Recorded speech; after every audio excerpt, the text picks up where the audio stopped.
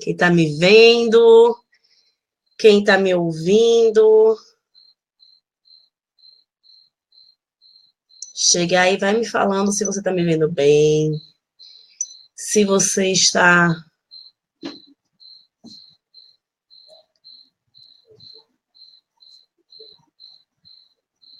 Grace, certeza que tá ao vivo? Tenho certeza absoluta. Já estou vendo você aqui na outra página. Nossa, que estranho não ter aparecido ninguém. Ah, ó, tem uma pessoa assistindo, tem 3. Estão chegando. O Facebook deve estar com algum delay. Pessoal que está chegando, por favor, dê boa noite aqui para Elisama, que nós estávamos achando que havia um problema técnico aqui na nossa live. Cara, super tava, porque eu não tava vendo nada. Eu vi, gente, como assim que não tá chegando ninguém? Tá, opa, Ah! chegou, vamos lá. Agora vou deixar você aí, Elisama, arrasando. Tá, beijo, Gre. Nossa, eu tava olhando, mas, gente, não tá chegando ninguém. Como é isso? Porque, tipo, nunca eu faço uma live pra não chegar ninguém. E aí eu tô falando aqui, boa noite, não chegava nada, já tava com medo. Ai, meu Deus, o que será que aconteceu? Alana, Bel, oi, meninas, Ivi. Boa noite, pessoal. Estão me ouvindo bem? Estão me ouvindo bem? A Lorena tá falando aqui que tá me ouvindo bem. A Lorena é minha vizinha. A Lorena tem um filhinho na escola dos meus filhos. Gente, essa live de hoje é para falar sobre adolescentes. Então, quem tiver filho aí na faixa dos 12 aos 24, ou que está chegando nessa faixa, quer entender mais, quer falar mais um pouquinho, essa é a live para vocês. Na semana que vem, eu vou fazer uma live para falar sobre a educação de forma geral, principalmente dos menores, tá? Então, quem quiser ficar aqui para ouvir mais sobre adolescente, seja bem-vindo e bem-vinda. E quem quiser saber mais sobre as outras faixas, a gente vai falar mais na aula ao vivo da semana que vem. Quem está chegando aí, que é mãe de adolescente e que quer saber mais, vocês me falem aí se o som tá massa, se o áudio tá legal, de onde vocês são. Eu faço sempre um roteirinho, gente, para eu saber o que é que eu tenho que falar, porque vocês sabem que eu falo pouco, só que não, né? E aí eu esqueço um monte de coisa. Primeira coisa que eu tenho que falar nossa live tem duração de aproximadamente 1 hora, cerca de 1 hora, assim, nessa faixa. Pode ser um pouquinho menos. Se a live cair, se meu áudio cair, meu vídeo cair, der qualquer piripaque, enfim, faltar luz, internet, essas coisas todas que a gente sabe que estamos sujeitos a viver, eu vou dar um jeito de avisar na página, tá? E aí a gente remarca. Outra coisa é sobre dúvidas. Se vocês tiverem dúvidas, eu vou abrir. Essa aula, na realidade, vai ser boa parte dela para tirar dúvidas. Se vocês tiverem dúvidas, eu vou deixar pro final. Então, na hora que eu falar, gente, dúvida, podem falar agora, a gente vai começar a ter essa troca maior, vocês podem postar dúvida. Por quê? Porque se você posta agora, teu comentário sobe e some muito rápido. E aí eu perco o comentário e fica a dúvida aí, eu não vou conseguir enxergar. A Grace, que é quem me ajuda nas lives, a Grace vai estar anotando as dúvidas, né, separando algumas dúvidas aí pra gente falar, mas é importante que vocês deixem mais para o horário apropriado, ok? Quem tá aí e quer receber conteúdo no WhatsApp, quer receber mais, lembra que eu tenho uma lista de transmissão, não sei se vocês sabem, a Grey vai botar o número da lista aí para vocês, é o 75-98257-2637. Toda semana eu mando áudios sobre educação, sobre autoconhecimento, enfim, áudios sobre formas de a gente lidar melhor com a gente mesmo, com os nossos filhos, tá? Se você quiser o da Teens, que é para adolescência, manda para mim e fala, Elisama, eu quero Teens, porque eu tenho uma lista que é a lista normal, e aí eu preciso saber a Kids, eu preciso saber a idade de qual o teu interesse, porque são conteúdos diferentes, e eu realmente faço conteúdos em regras diferentes para as duas listas. Ok? Então, Lia, passa lá, se você quer sobre adolescente, vai lá na página, no meu WhatsApp, ai, meu Deus, me adiciona na tua agenda, e aí depois você me manda uma mensagem. É importante que me adicione na agenda, porque eu só consigo enviar para quem tem meu número na agenda, senão a mensagem não chega, tá? Que é uma lista de transmissão, e aí as mensagens não chegam. É importante que você me adicione na agenda, e que mande uma mensagem para eu também te adicionar, e aí funciona melhor a nossa comunicação. Vambora, minha gente, vamos falar sobre educar, sobretudo a relação com o adolescente. Se você não viu minhas outras lives sobre adolescência, é bom ver, porque tem uma das lives que eu explico muito o que acontece, as mudanças cerebrais, porque é tão assustador para a mãe, para o pai lidar com essa criatura que surge e que a gente realmente não reconhece, não sabe quem é. Você olha um adolescente e você se assusta com essa pessoa que ele se tornou. Às vezes você não reconhece, você sente que a relação está bem diferente do esperado. E aí tem uma das aulas que eu explico direitinho por que é que isso acontece. Procura aí, porque não é o foco da aula de hoje. O foco da aula de hoje é para falar sobre a relação, para falar sobre a nossa forma de educar. A primeira coisa que eu preciso chamar a atenção de vocês é que nós temos uma tendência de educar de uma maneira muito imediatista. O que eu quero dizer é que, em regra, a gente educa para hoje. Você, em regra, educa teu filho, não é pensando no adulto que ele vai se tornar, no sentido de o que eu estou desenvolvendo para ele no futuro, o que ele está aprendendo comigo hoje, que ele pode usar e que vai ser saudável, vai ser bacana para ele no futuro. A nossa forma de educar é uma forma muito pro hoje, pro agora, pro momento. A gente quer resolver os problemas no momento. E aí, quando eu falo isso, eu quero te trazer uma ideia, uma prova de que a gente pensa assim, é a forma que as coisas que a gente pergunta para a gente mesmo em relação aos filhos, principalmente na adolescência. Em regra, quando algum pai ou alguma mãe me procura para falar sobre a relação com os filhos na adolescência, as perguntas como é que eu faço para ele colaborar comigo? Como que eu faço para ele me ouvir, me dar atenção? Como é que eu faço para ele entender que não é não, cara? Como que eu faço para ele me escutar, para ele prestar atenção no que eu falo, para ele me atender? E se você parar para pensar nessas perguntas que a gente normalmente se faz em relação aos filhos, você vai começar a perceber o quanto essas perguntas são imediatistas, o quanto essas perguntas estão presas no hoje, na tua relação com o teu filho hoje. Boa noite, Rebeca. Na tua relação com o teu filho hoje. E o que eu quero é que você comece a pensar que a educação é só, essa fase que o teu filho está na tua casa, é só uma preparação para toda uma vida que ele vai viver longe de você. E aí, quando a gente muda essas perguntas de como é que eu faço para ele colaborar comigo, como é que eu faço para ele me ouvir, como é que eu faço para ele me atender, como é que eu faço para ele entender ou não, e eu mudo essas perguntas para como que eu faço para desenvolver nesse menino habilidades para a vida dele no futuro? Como que eu faço para ajudá-lo no processo de desenvolvimento? Como que eu faço para que ele se torne um adulto capaz de cuidar de si mesmo? Então, quando eu começo a mudar, boa noite, Carla, quando eu começo a mudar as perguntas que eu faço, quando eu começo a tirar o foco da minha educação, do imediato, e começo a botar o foco da minha educação no futuro, no que essa criança, no que eu estou desenvolvendo para ele, as coisas ganham mais sentido, fica muito mais fácil educar. Não é que fica fácil é fácil, é simples, não, mas assim, fica menos tenso, fica menos frustrante, porque a gente tem essa ideia de levar a educação muito para o lado pessoal. E aí a gente tem muito isso na adolescência, principalmente, de que os pais devem saber o que os filhos estão fazendo, o que os filhos não estão fazendo, essa obrigação do pai ser controlador e de saber tudo, e se você não sabe tudo, e se teu filho não te conta tudo, e se você não tem o controle total na vida dele, é porque você não é uma mãe legal, porque você não é um pai legal, é porque você não conseguiu educar da forma que você deveria educar.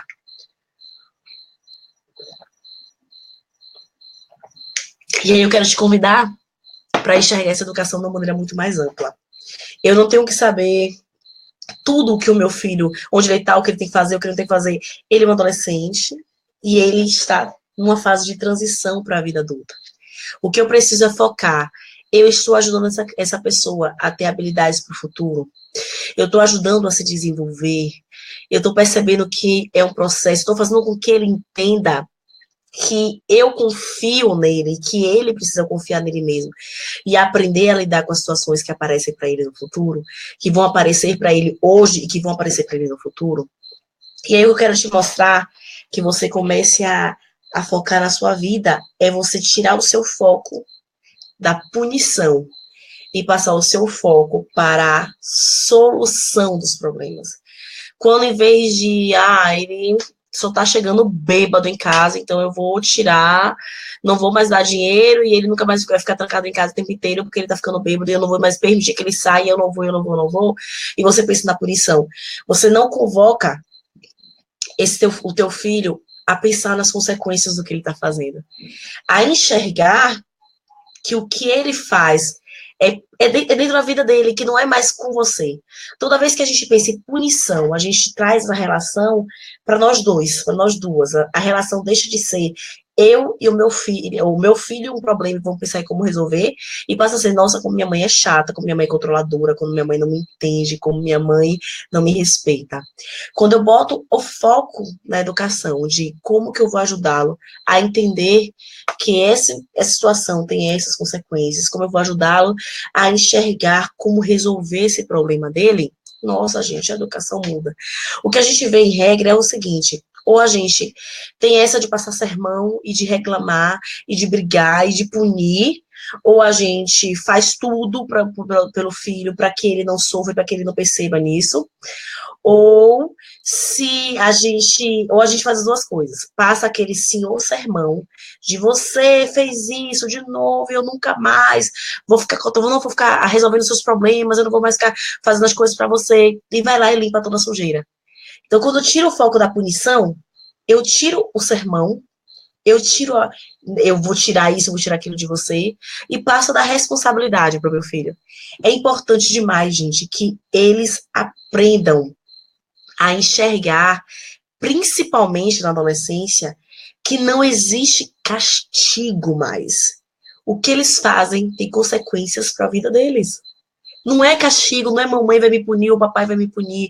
É o que eu faço hoje, tem uma ligação para o que vai me acontecer no futuro. E eu tenho responsabilidade com isso. E enquanto a gente está punindo os filhos, a gente está tirando deles a possibilidade de enxergar que as atitudes deles têm consequências no futuro, que tem uma ligação para o que vai acontecer. Mariana Monteiro, eu acabei de fazer isso. Pois é, Mari, porque é algo que a gente faz muito. A gente aprendeu, a gente baseia a educação nas punições, nos sermões, na forma de educar punitiva, e a gente não aprende a enxergar que, olha, erros são sempre excelentes oportunidades de aprendizado.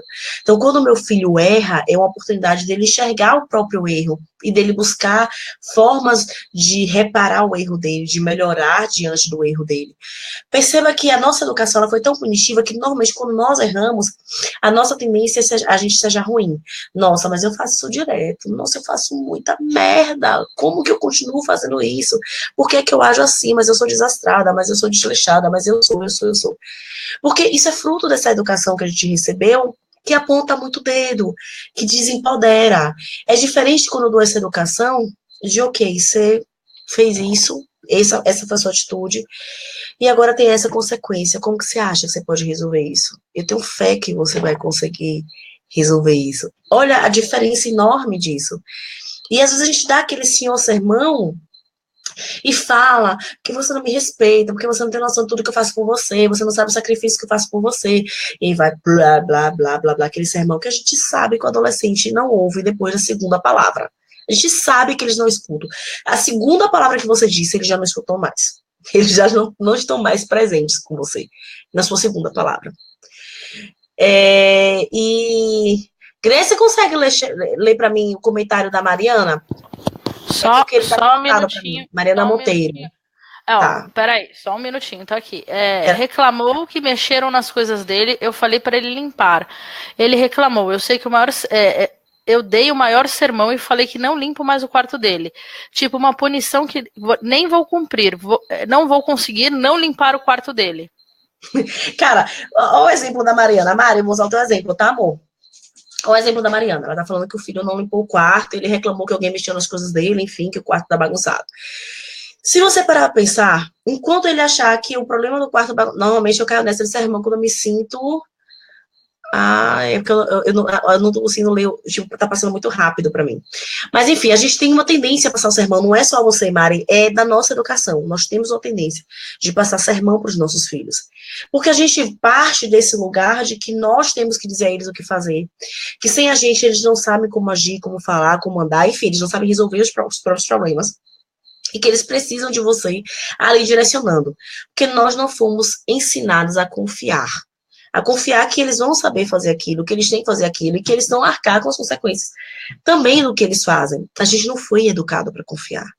E essa nossa educação que a magoada atinge emocionalmente, essa nossa educação, é porque a gente tem os padrões, né? A gente tem um padrão de agir de uma determinada forma quando a gente se sente ameaçado da ameaçada é um sentimento de segundo plano, mas enfim, é um pseudo-sentimento, mas quando a gente sente que as coisas não estão indo como a gente queria. Mas aí, voltando, nós somos treinadas pela nossa educação a pensar em punições, em sermões, em formas de manter as coisas exatamente como a gente queria que estivesse mandando. É baseado nessa educação em que o filho é dos pais. Mas se a gente muda para enxergar que meu filho é dele mesmo, e que eu preciso que ele entenda que existem consequências e responsabilidades de ser dele mesmo, gente, as coisas mudam. No caso da Mari, o problema dela, sei lá, estou supondo que é o filho que não costuma arrumar as próprias coisas. Que, por sinal, é um problema com muitos pais de adolescentes. É uma constância na vida dos pais de adolescentes. Não arruma o quarto. E aí, qual é o comportamento normal? Exatamente o comportamento que a Mari falou. Passar aquele senhor sermão, falar que não dá, que aí às vezes rotular, você é muito do porco, muito nojento, não toma conta das suas coisas, ninguém vai, não sei como é que você vai casar um dia assim, que é querer viver com um homem porco desse, aí você fala, nunca mais eu vou limpar suas coisas, nunca mais eu vou cuidar das coisas para você. E aí, passou o sermão inteirinho e ele sabe que você vai chegar lá no outro dia e que você vai arrumar o quarto inteiro. Esse sermão e depois sair limpando a sujeira, nesse caso, literalmente, desacredita, tira todo o crédito no que a gente fala. Totalmente tira o crédito no que você fala. Então, as dicas que eu dou em relação a isso, primeiro, boa noite, Letícia. Primeiro, é que você comece a parar de dar sermão. Gente, sermão não conecta. Sermão não faz o teu filho te entender. Sermão não faz o teu filho entender o que você quer. Sermão não faz o teu filho enxergar você como ser humano, como parte da vida dele, como alguém igual a ele. Não faz. Sermão desconecta completamente. Me diz quantas vezes, enquanto tua mãe dava o sermão, enquanto teu pai dava o sermão, você pensava, olha, ele tá preocupado comigo, ele só quer o meu bem, ele só quer que eu me cuide, que eu cuide da casa, para ele é muito importante. Em momento nenhum, a gente pensa, puxa, como minha mãe é chata pra cacete, como meu pai é insuportável, como eles são controladores, como eles não me respeitam, como eles querem mandar em mim. Então, para o sermão. E a segunda super dica, que ela é muito especial, que ela é muito maravilhosa, que ela é muito incrível, é que você precisa decidir o que você vai fazer. Não é o que ele tem que fazer. Ok, ele bagunça o quarto. Qual vai ser a sua atitude a partir de agora em relação a esse quarto bagunçado? E é você que tem que decidir o que você vai fazer. Vou ficar arrumando o quarto dele? Vou ficar passando a mãozinha na sujeira? Não, vou deixar lá, ok. Ele não tá botando as roupas para lavar?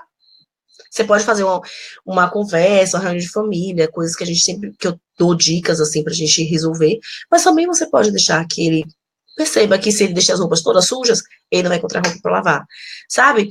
A gente precisa se conectar e lembrar que o sermão não ensina, o sermão não faz o teu filho te ouvir, o sermão não faz, e aí independe se é um sermão ou se ameaça. Porque tem muita mãe que faz um sermão diferente, né? Poxa, mas eu sou tão legal com você, eu sou a mãe tão diferente, eu te acolho, eu super respeito o que você quer, o mínimo que você pode fazer é fazer o que eu tô te pedindo, que é guardar as coisas, que é arrumar as coisas. Independente do sermão, ele não vai conectar com teu filho. Ele não vai te fazê-lo enxergar que você quer, o que você precisa. E aí, voltando ao que eu estava falando sobre a solução e a punição, quando eu começo a pensar em soluções, eu vou sentar com meu filho, eu posso sentar, no caso do meu filho, e falar, filho, teu quarto é super bagunçado, cara. Me dá muita agonia ver um quarto bagunçado assim. Eu sei que não é tua prioridade arrumar o quarto. Eu sei, tipo, é normal você não querer arrumar o quarto. Mas vamos encontrar um meio termo? Vamos encontrar algo que pode ser bom para nós dois? Assim, você não precisa deixar arrumadinho como eu quero, mas não precisa deixar desse jeito também. Vamos encontrar uma forma da gente equilibrar essas coisas? Quando você chama teu filho, vem cá, vamos resolver isso aqui junto. Eu respeito a tua opinião. Eu respeito o que você pensa. Gente, as coisas fluem com mais naturalidade. E para pensar na tua adolescência. Limpar a casa não era a tua prioridade. Arrumar as coisas não era a tua prioridade. Sei lá, cuidar do irmão mais novo não era a tua prioridade. Não eram as nossas prioridades na adolescência. Não eram. Para lembrar da tua adolescência. Porque cargas d'água que a gente acha que manter o quarto arrumado vai ser prioridade para os nossos filhos. Nunca foi pra gente. Não é natural que seja prioridade para eles. Então, se não é prioridade, vamos encontrar uma forma equilibrada de falar as coisas. Vamos partir do ponto que é importante para você, mas não é importante para ele. Então, se eu estou pedindo que faça algo por mim, já que não é por ele não quer, mas, poxa, é importante para mim que você arrume o quarto, que você não vai encontrar outras coisas do jeito que o quarto dá. Vamos pensar numa forma juntos? Me diz aí que horas que você pode arrumar o quarto, de que forma você acha que você pode organizar as coisas. Me dá uma proposta aí de como você vai fazer. Gente, convoca os filhos de vocês, dividem as coisas com vocês. Quanto mais a gente determina, quanto mais a gente impõe, quanto mais a gente quer, ou ameaça, então vou tirar. Se você não arrumar, hoje não vai sair com os amigos que eu não vou te dar dinheiro. Então, quanto mais eu faço isso, menos eu estou desenvolvendo neles a responsabilidade. Menos eu estou desenvolvendo neles a capacidade de olhar para eles mesmos e entenderem o que eles estão vivendo. Quando eu fui para a faculdade, eu fui para a faculdade aos 17 anos, eu fui morar em uma outra cidade. E, cara, assim, a minha mãe fazia tudo dentro de casa. Minha mãe fazia absolutamente tudo. Era aquela educação de muitas coisas a gente resolveu pra gente mesmo, mas assim, dentro de casa, comprar comida, ajudar a fazer as coisas, etc e tal, organizar, a gente fazia as coisas que ela mandava, mas a iniciativa vinha sempre da minha mãe. E aí, aos 17 anos, quando eu fui morar sozinha, eu fui dormir com fome inúmeras vezes, porque eu esquecia de comprar comida. E na hora que eu chegava no apartamento, que eu subia, eu fazia, caraca, eu não comprei nada para o jantar. Eu pensava, meu Deus, mas eu vou ter que descer tudo, não, eu vou ficar com fome, eu vou ficar com fome. E dormia cedo, muito adolescentice, dormia cedo para a fome passar, porque eu estava com fome e eu não tinha comprado comida. O que eu tô dando esse exemplo, porque se eu tivesse sido educada a olhar desde cedo a comida, tem comida hoje, o dia de segunda-feira, quem prepara a comida, quem organiza a comida é você, ter chamado junto, isso já estaria fluido para mim. Só que essa nossa educação é uma educação que os pais parecem acreditar que são eternos, que eu vou estar na vida do meu filho para sempre, então eu posso coordenar a vida dele para sempre. Só que chega um dia que você pode sair da vida do teu filho. Nós não somos eternos, a gente pode morrer amanhã. E aí, essa educação que só pune, ela não incentiva esse autocuidado, essa autonomia, essa coisa de olhar para dentro de você, olhar para sua vida, que eles olhem para a vida deles e enxerguem, poxa, isso aqui eu faço porque eu preciso, isso aqui eu tenho que fazer porque faz parte da minha vida, é minha responsabilidade. Então, o que eu quero convocar vocês hoje é para, primeiro, a gente tirar esse foco dessa educação imediatista, dessa educação para hoje. Eu quero que ele me escute, eu quero que ele coopere, eu quero que ele me obedeça, eu quero que ele faça as coisas para mim, e você começar a fazer as perguntas nessa situação, como eu posso ajudá-la a desenvolver habilidades para o futuro? Nessa situação do quarto, Mari, como que eu posso ajudá-lo a desenvolver habilidades para o futuro dele? A habilidade de resolução de problema, a habilidade de nomear os sentimentos, de reconhecer o que ele sente e saber verbalizar isso. Como que eu posso ajudar no desenvolvimento desse ser humano que está virando um adulto? Ele ainda não é um adulto e ele não é um adolescente, ele não é uma criança. Ele está nessa fase que é uma ponte, e eu já falei na outra live, que é uma fase que o cérebro, é como se o cérebro passasse por uma reforma. O cérebro, ele precisa se adaptar de infante, né, de criança, para um ser adulto. E nessa reforma é muita mudança que acontece, é muita transformação que acontece, são as mudanças de querer se afastar dos pais, a crise existencial de descobrir quem é que é, sabe? Então, é muita coisa acontecendo na cabeça desses seres humanos. E é normal, como eu falei na outra aula, a crise existencial e a ideia de que até a depressão, alguns adolescentes sofrem depressão de verdade, precisa de ajuda, precisa de medicamento, precisa de apoio, porque, gente, é uma crise existencial muito forte. E somos nós que devemos dar confiança. Quanto mais eu confio no meu filho, quanto mais eu confio nele, quanto mais eu demonstro que eu acho que vai resolver esse problema, mais ele se enxerga também capaz de resolver esse problema, mais empoderado que se enxerga. Então, quando eu chego e com aquele sermão, em regra, o que eu quero despertar no meu filho é a culpa. Eu quero que ele se sinta envergonhado, culpado, que tenha pena de mim, pena dele mesmo. E quando eu desperto isso, eu não sei vocês, mas a culpa nunca me empodera. Eu nunca me sinto empoderada quando eu me sinto culpada. Eu nunca acho que eu posso ser melhor quando eu me sinto culpada. Eu nunca acho que, nossa, eu sou capaz de fazer isso quando eu me sinto culpada. Então, quando em vez de punir, eu enxergo meu filho, ok, filho, você está errando nessa situação aqui. Vamos junto pensar em formas de lidar com esse erro. Erros são excelentes oportunidades da gente aprender. E quando eu simplesmente permito que ele aprenda com os erros dele, em vez de ficar limpando toda a sujeira sempre, de passar aquele sermão e chegar lá e resolver tudo para a vida dele, ele consegue enxergar que a vida vai muito além da punição e do castigo.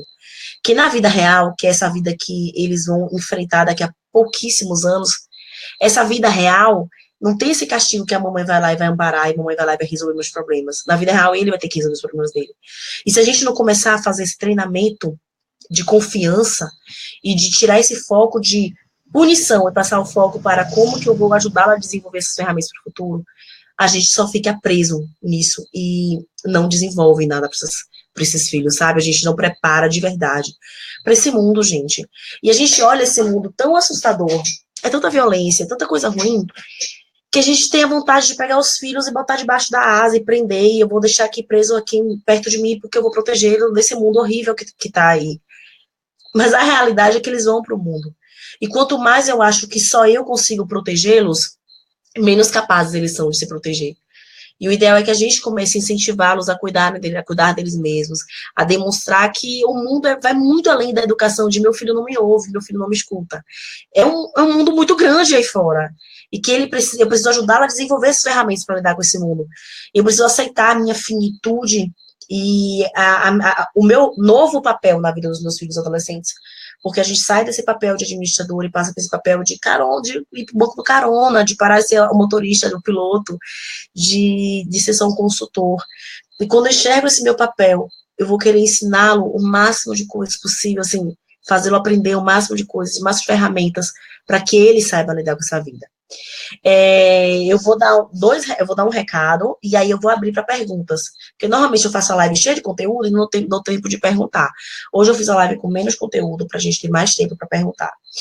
A primeira coisa que eu vou falar é que o programa Reolhar normal para crianças até 12 anos está com vagas abertas. Quem tiver interesse, reolhar.com.br/programa. Ele vai estar aberto, está com as inscrições abertas. Eu vou aumentar o preço dele no ano que vem. Então, quem tiver interesse de participar do preço que está, aproveita. E o Reolhar Teens também está com vagas abertas. E eu estou abrindo também para o Teens a oportunidade de você assistir a 3 aulas dele. Na verdade, a 4 aulas dele. É o reolhar.com.br/degustação. Então, se você quer degustar, quer ver se esse programa é realmente para você, se você quer testar, quer ver se, nossa, será que pode me ajudar, que pode realmente me dar ferramentas para lidar com meu filho no futuro, com meu filho adolescente, para melhorar minha relação com ele, passa lá, reolhar.com.br/degustação, que também pode te... Oi, amor. Não é esse link, não, é outro que eu vou colocar aqui. Esse link a gente ainda está terminando de preparar, lembra? Que ele não está indo direto... Tá? Só para te dar esse toque, mas eu vou colocar, gente. Eu já botei, eu vou colocar nos comentários. Ele já tá indo direto. Desculpa. Eu vou pôr os links aqui embaixo, pessoal, do Teens e do Kids. Tá. Então, quem tiver interesse, o curso pode apresentar ferramentas muito boas. Tem aluna do curso aí, a Bel tá por aí, pode contar para vocês que o curso realmente ajuda com muita coisa legal. Perguntas, meu povo. Quem tem perguntas a respeito de como lidar com as situações dos adolescentes? A Emilene tá perguntando uma coisa que muita gente pergunta. Lê aí, Grê, pra mim. Foi sobre drogas, eu acho.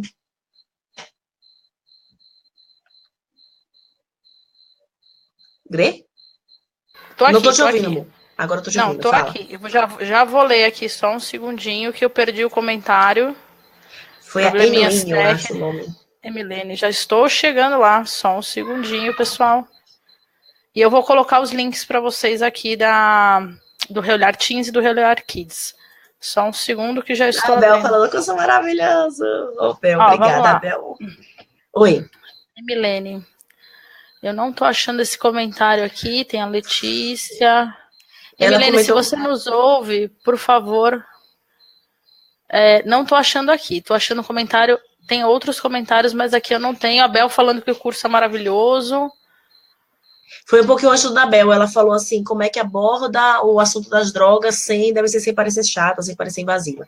Então, eu vou responder que eu já sei mais ou menos o que é, não vou ler o comentário inteiro, Emilene, sinto muito que a gente perdeu o teu comentário, mas aí eu vou responder essa coisa da droga. Gente, as drogas são um terror para a vida de muitos pais.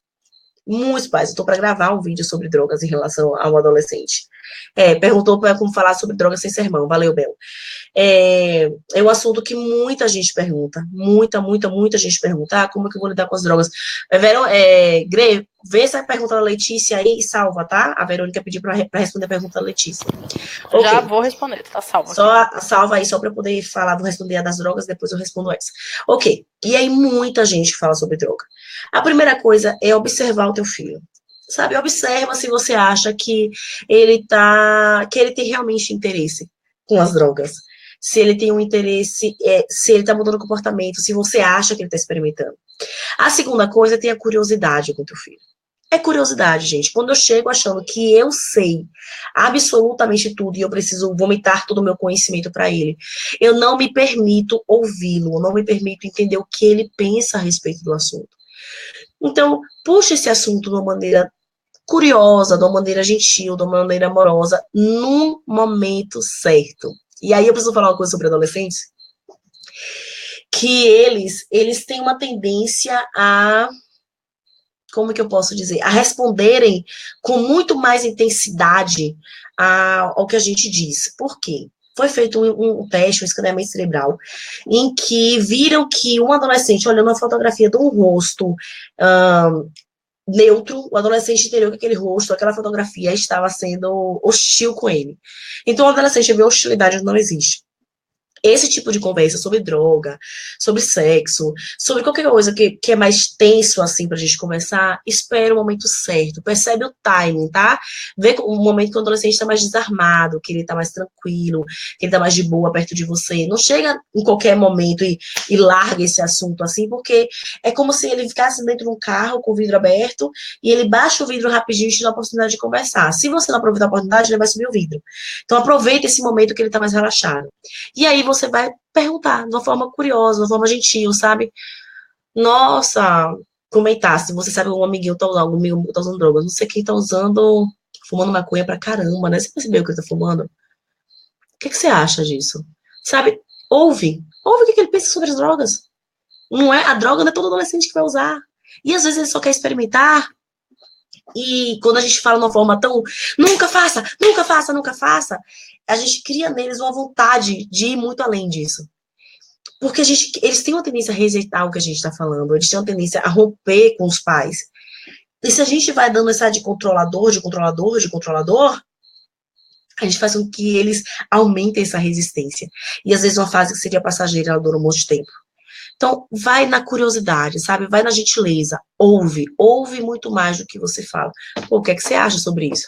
Ah, mãe, acho besteira. Então, ah, mãe, acho legal. Sabe? Só tenta enxergar o que ele está querendo dizer. E aí, eu preciso te dizer algo muito importante. Se esse adolescente vai te responder a verdade ou uma mentira só para você calar a boca, vai muito da sua forma de responder o que ele faz. Se você sempre foi da punição, da briga, do castigo, do não, você não pode fazer assim, do sermão, ele provavelmente vai mentir para você. Porque ele sabe que vai vir um sermão e ele tá com medo de vir um sermão. Então, você fala com ele sobre as drogas, poxa, eu tenho preocupação com você, sabe? Eu realmente fico preocupada com drogas, sei lá. Tenho tanto medo de determinadas coisas. Sem falar, mandando, dividindo como se você dividiria com um amigo. Eu tenho medo que tal coisa aconteça. Sei lá, pode até não acontecer, mas eu tenho muito medo, porque a gente vê tanta coisa ruim acontecendo com um adolescente, o filho de uma amiga, aconteceu isso, eu fiquei meio assustada, assim, e eu tenho medo. Ponto. Sem mandar, sem falar, você tem que me ouvir, você tem que me atender, porque, gente, no final das contas, quem decide o que eles vão fazer são eles. Nós já fomos adolescentes. Por mais que você fale, você não tem como vigiar um adolescente 24 horas por dia. Você não tem como manter um ambiente de hipervigilância com esse adolescente. Então, quanto mais eu me desarmo para conversar sobre qualquer assunto, qualquer um, quanto mais eu me desarmo, quanto mais eu apresento uma curiosidade verdadeira sobre o que ele pensa a respeito daquele assunto. E quanto menos eu vou ditando regras e ditando, sem falar mandando, exatamente, Letícia, quanto menos eu vou dizendo regras, ditando como que tem que ser, mais ele se abre para ouvir. Quanto mais eu falo, mas você não pode, porque fechei, subi o vidro, ele não tá mais nem ouvindo o que eu tô falando. Quanto mais tranquila, quanto mais light tá meu tom, quanto mais meu tom de voz tá de curiosidade. E, gente, a gente percebe no tom de voz de quem tá conversando com a gente, se essa pessoa tá querendo ouvir o que a gente pensa, ou se essa pessoa tá somente querendo manipular a gente. A gente percebe. Nós percebemos. E aí, se você começar a perguntar a um adolescente sobre as drogas, por exemplo, a conversar sobre isso, naquele tom de mãe, não vai rolar. Ele não vai te ouvir. E ele vai decidir fazer o que ele quiser. Agora, se você conversa com ele num tom de, o que é que você pensa a respeito disso? Acho que eu nunca te perguntei isso, né? que você acha a respeito disso? Num tom de, poxa, eu só quero saber o que você pensa. Tá tudo bem, não importa, não tem certo e errado. Não é uma pegadinha a minha pergunta. A gente vai dando chance deles se abrir. E aí eu preciso dizer uma coisa. Para quem sempre educou na base do castigo do sermão e da pomada, na hora de você mudar a sua forma de educar com o teu filho, você precisa conversar com ele antes e avisar isso. Por quê? Porque ele não te conhece de um outro jeito que não seja o sermão, a pomada, o castigo, a punição. Então é muito honesto você chegar pro teu filho e falar, filho, ó, eu te eduquei da melhor forma que eu achei. Com tudo que eu sabia, eu te dei o meu melhor. Mas hoje eu descobri que existem outras formas de eu falar com você, que existem outras formas de a gente conversar.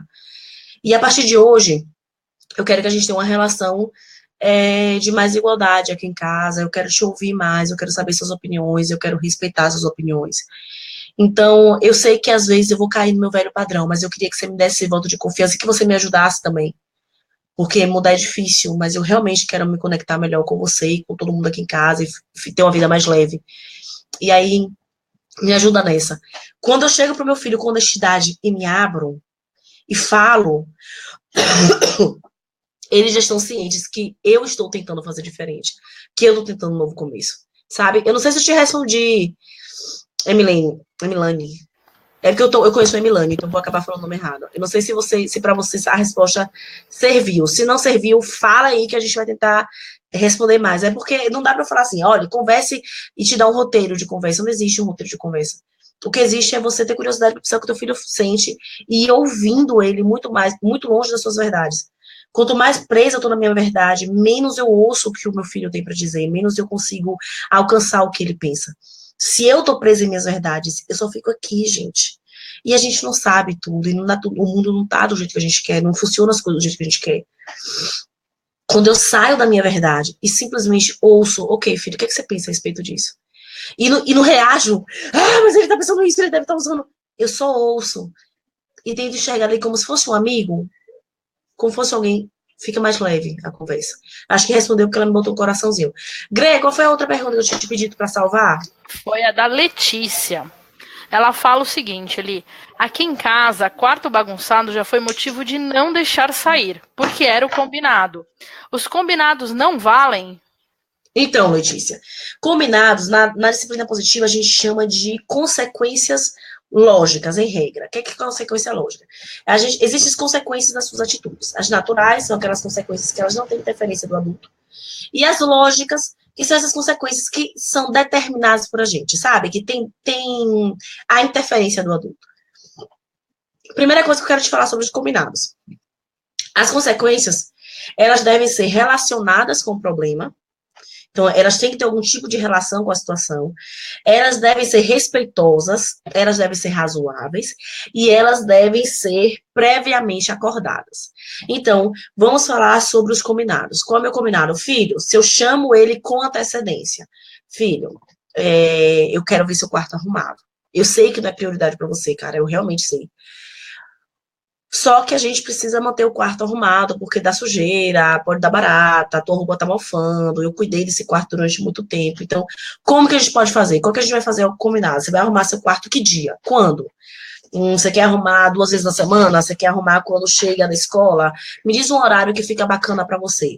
E aí ele te fala que ele vai arrumar teu quarto, vai arrumar o quarto tal dia. E aí você diz, ok, a gente tá com esse combinado. Agora sim, se você não arrumar, como que vai ser?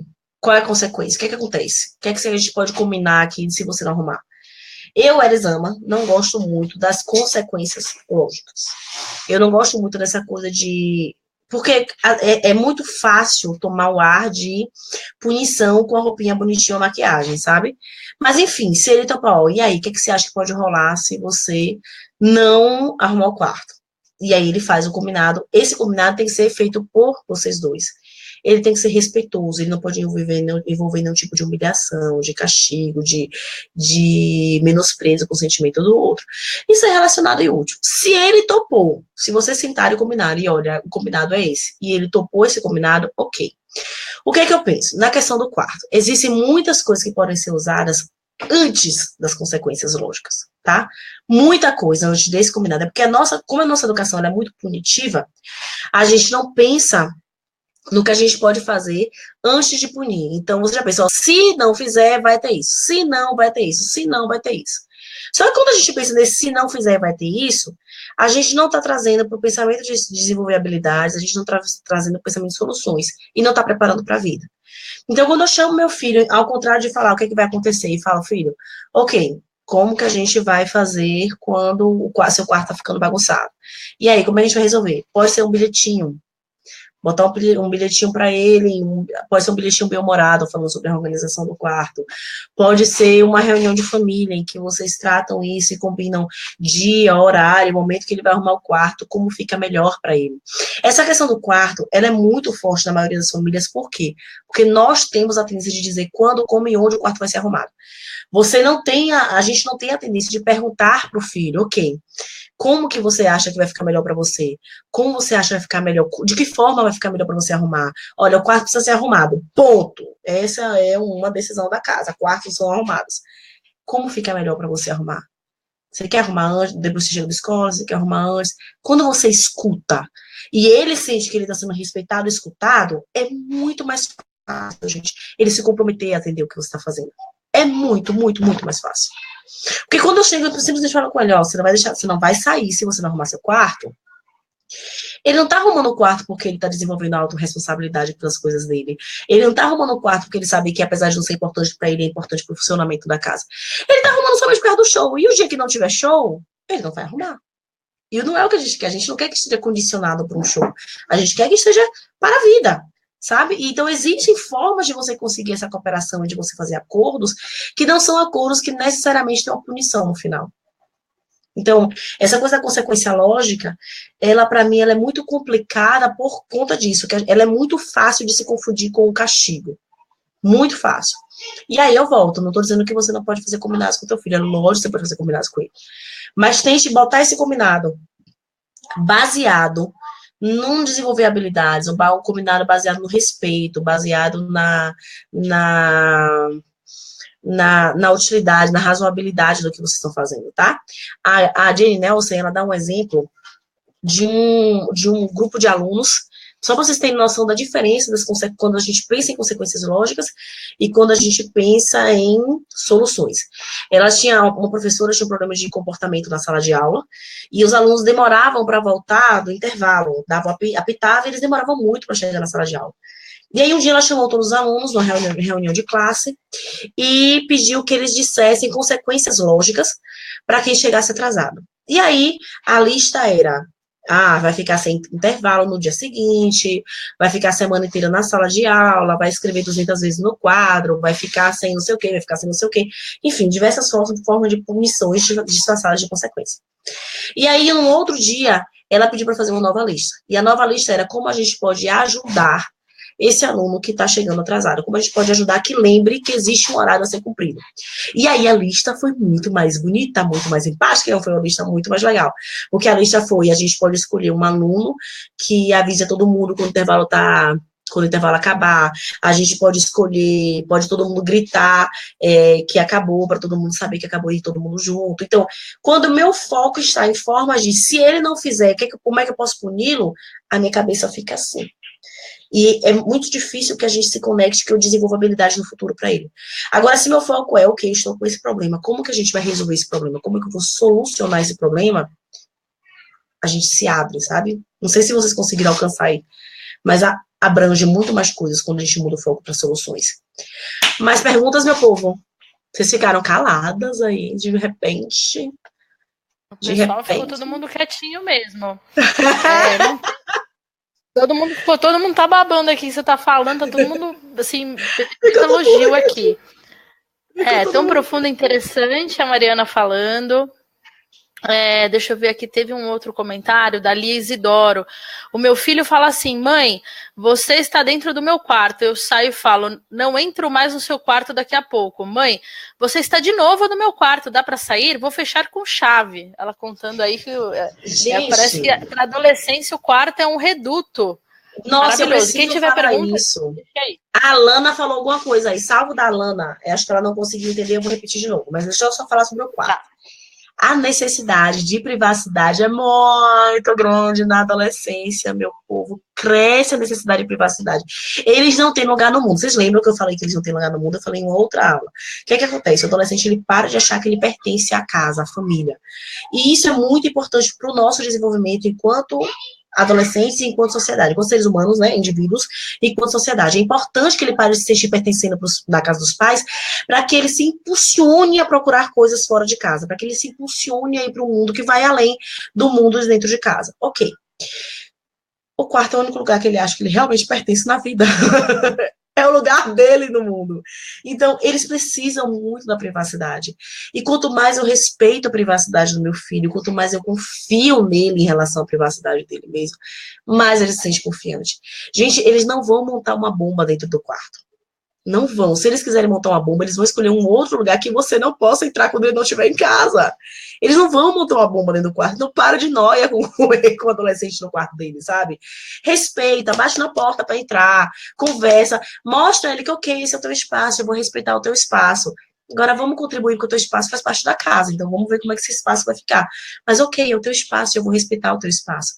Só uma pequena alteração. Essa pequena alteração de você respeitar o espaço do teu filho faz uma diferença enorme na relação de vocês. De você demonstrar para ele que, ok, seu quarto, eu sei que é o seu quarto. Eu sei que é o seu lugar.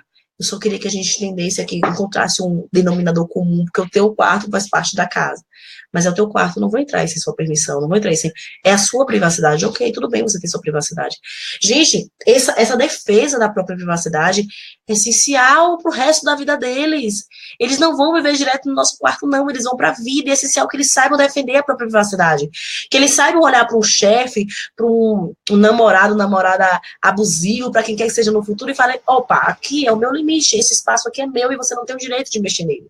Sabe? Essa defesa deles mesmos, eles descobrem, fortalecem agora na adolescência. Então, se eles não vão montar uma bomba no quarto. Não vão. Vamos dar privacidade, que essa privacidade é essencial. Agora, óbvio, dar privacidade não é deixar largado a si mesmo. Eu vou dar a privacidade ao meu filho, mas eu vou ficar observando, eu vou ficar de olho, e sempre que necessário, eu vou tentar fazer uma interferência que é realmente produtiva, não essas interferências malucas que a gente faz, cheia de ameaça de punição de sermão, porque foi o que a gente aprendeu. Tá, qual foi a pergunta da Alana? Só um segundinho que eu vou ler aqui para você. A Alana Moreira pergunta: não consegui alcançar como fazer sem ser punitiva. Quais alternativas usar? Tá, Alana, você é minha aluna no programa Reolhar. Depois dá uma olhadinha na aula sobre cooperação, porque é exatamente aquela aula que a gente não vai usar punições. Eu vou falar rapidamente sobre... nós precisamos pensar em formas, ok, arrumar o quarto, fazer as coisas, não é prioridade para o adolescente, porque não é prioridade mesmo, porque na prioridade da fase deles, não foi na nossa, não era deles. A questão é, como que eu posso fazer com que ele queira me ajudar, com que ele se interesse em fazer essa parte aqui na casa? Como que eu posso fazer de uma forma que desperte nele a vontade de fazer isso? Então, assim, ok, não é do teu interesse. Mais uma vez eu volto para a questão do acordo. Não é do teu interesse lavar os pratos. Atividade doméstica, não é do teu interesse dividir. Você faz parte da casa. Qual que é a menos chata para você? Escolhe aí e vê o horário que você pode fazer ela para no final do dia estar pronta.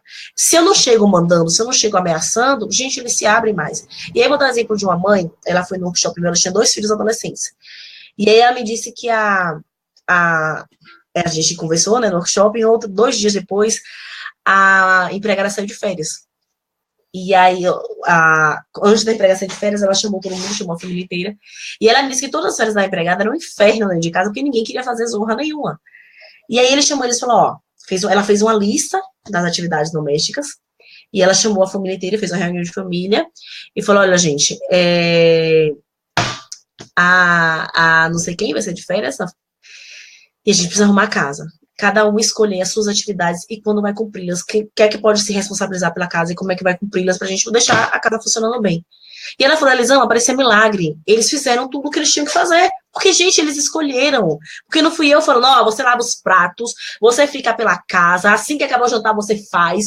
É diferente. Pensa se você trabalha numa empresa e que teu chefe te chama e fala, gente, estamos com esse problema aqui na empresa para resolver, como que a gente vai resolver, o que é que você quer fazer, de que forma vocês querem lidar, vamos descobrir aqui junto. Para aquele chefe que simplesmente chega e fala, ó, você vai fazer isso, você vai fazer aquilo, você... A gente não tem vontade de cumprir, sabe? Grey, alguém perguntou de chegar atrasado, me diz aí quem foi. Olha aí, tem um comentário aí. A Alessandra Moraes pergunta, e quando eles não obedecem os horários e acham que podem chegar quando quiser? Tá, eu não sei exatamente qual que é a situação aí, Alessandra, porque, assim, horário tem 1 milhão de formas de chegar atrasado, né? Não sei se é porque chegar da escola ou chegar porque vai para uma boate, enfim. Eu acho que a primeira coisa que a gente tem que fazer, que é importante você observar, é chamar para perguntar de que forma vocês podem resolver esse problema do atraso. Chamar mesmo, olha, você tá chegando, eu sei que você quer sair, você quer curtir, quer mais estar com seus amigos, o problema é que eu tenho essa preocupação. Como que a gente pode resolver isso? Que horário você acha que a gente pode resolver isso? De que forma a gente pode resolver isso? E aí, a gente faz uma sessão do costume de resolução de problemas, que é uma sessão em que você vai chamar teu filho para vocês pensarem em soluções, como na empresa, você vai fazer um brainstorm. Nessa hora, nada é ruim, nada é mal, todas as opções são válidas. E aí ele pode falar o que ele quiser e depois vocês escolhem, cortam as opções que são ruins e ficam só com as opções que são interessantes para os dois. Essa é uma forma de entrar no consenso em relação ao horário. A segunda coisa que eu preciso te dizer é que sair com os amigos, por exemplo, pode ser um privilégio. E é importante que o adolescente saiba que se ele não sabe cuidar do privilégio, ele perde o privilégio. Isso acontece na vida, em absolutamente tudo. Se você não tem cumprido, sei lá, se você entra num barzinho e você briga e faz qualquer coisa no barzinho, você perde o privilégio de estar no barzinho porque você não se comportou da forma que o barzinho espera. Então, assim, ok, filho, a gente tem esse combinado, fez o combinado com ele, ó, agora vamos manter o acordado entre nós dois. Porque se você não manter o acordado, eu também perco a vontade de te ver sair, de te deixar sair, porque a gente precisa encontrar um denominador comum. Então, você pode chamar e pode falar, ó, existe consequência para você não estar cumprindo. E aí aquela coisa da consequência que eu falei antes. Como que a gente vai resolver isso? Como que a gente vai fazer isso aqui? Como que eu quero que você vai chegar no horário? Quando você chama, quando você não estipula o horário, e você pede pro teu filho para negociar o horário com você, as coisas mudam. Eles tendem a se comprometer mais. Ok, de que forma eu posso te ajudar a comprometer o horário? Você acha o quê? Que eu posso te ligar? Você pode botar o despertador no celular? Porque às vezes, mãe, eu esqueci do horário pela milésima vez. Ok, meu amor. E o despertador no celular? Você não acha que o despertador no celular pode te ajudar? Você não acha que se eu te ligar a tal horário pode te ajudar a lembrar? O que é que você acha que eu posso fazer para te ajudar a lembrar? O que é que você acha que você pode fazer para que você não esqueça do horário? E aí, vai ver qual é a consequência lógica dele chegar atrasado. Uma pessoa que eu estava acompanhando, o filho estava chegando atrasado na escola. E aí, qual é a consequência lógica dele chegar atrasado na escola? Ele perder por falta. Se você chamou para fazer uma resolução de acordos, se você chamou para. Deu opções para ele, deu formas de como é que eu te ajudo, como é que você se ajuda, e continuou tudo do mesmo jeito, o adolescente precisa saber que existe consequência para as atitudes dele. Deixa ele se vivenciar as consequências do que ele está fazendo. Deixa ele vivenciar as consequências do que ele está fazendo. Eu dei o exemplo agora do chegar atrasado na escola, mas eu não sei qual é o teu exemplo, qual a tua situação, mas certamente você pode decidir o que você vai fazer quando ele for continuar a chegar atrasado. O que você vai fazer quando ele continuar a chegar atrasado? Ó, a um jantar aqui em casa, sai a cozinha.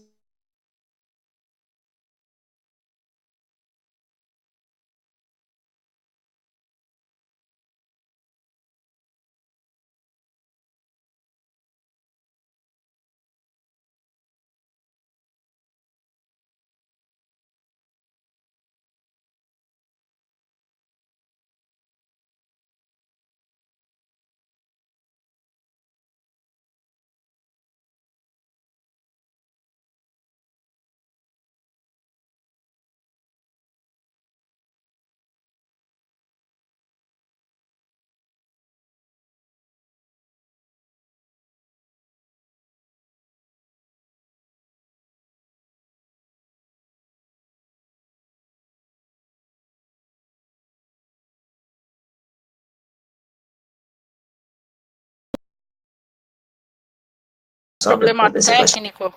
A gente teve um probleminha técnico, mas voltou agora. Você aqui para mim, só que ainda não voltou aqui na live. Você tá me ouvindo? Eli? Você já voltou, sumiu de novo.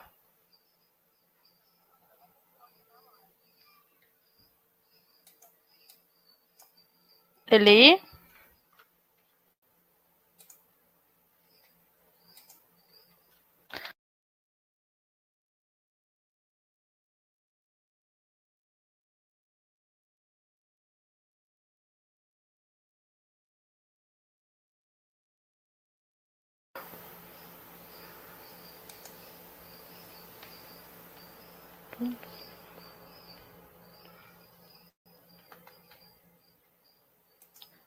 Só um segundinho.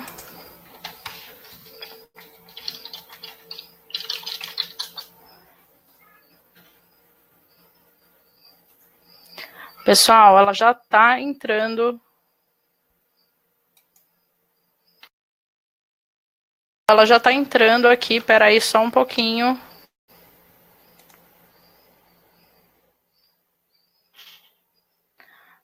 Pessoal, vocês estão me ouvindo? Vocês estão ouvindo a Grace? Por favor, voltou o som. Voltou. Agora a gente só falta fazer voltar a Eli. E eu apareci aqui para vocês toda descabelada, mas tudo bem. Um minutinho que ela já está aparecendo. Daqui a pouco ela tá chegando.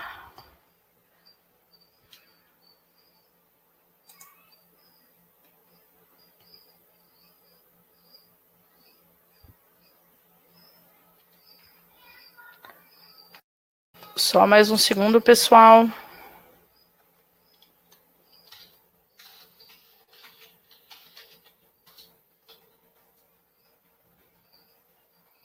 Tô aqui conversando com ela para ver se ela consegue entrar.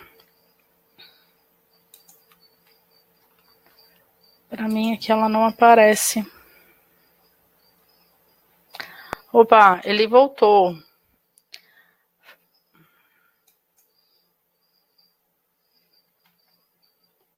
Você não...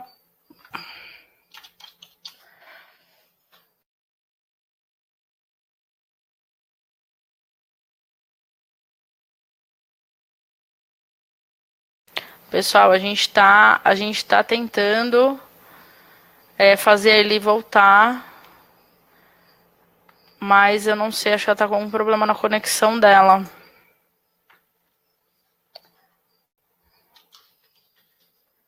Vamos tentar aqui pra gente encerrar, que a live tava tão boa, só um minutinho.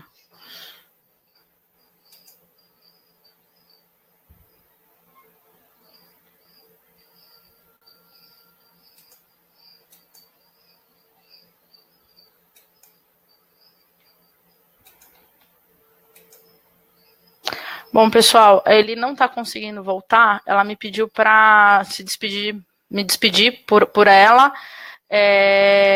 E os links estão aqui nos comentários, a gente vai postar novamente. E se ficou alguma pergunta, eu acredito que ela consegue depois responder para vocês. Obrigada e desculpem aí, eu não estava programada para aparecer. Desculpem aí essa falha técnica, tá bom? Muito obrigada e uma boa noite para todos vocês.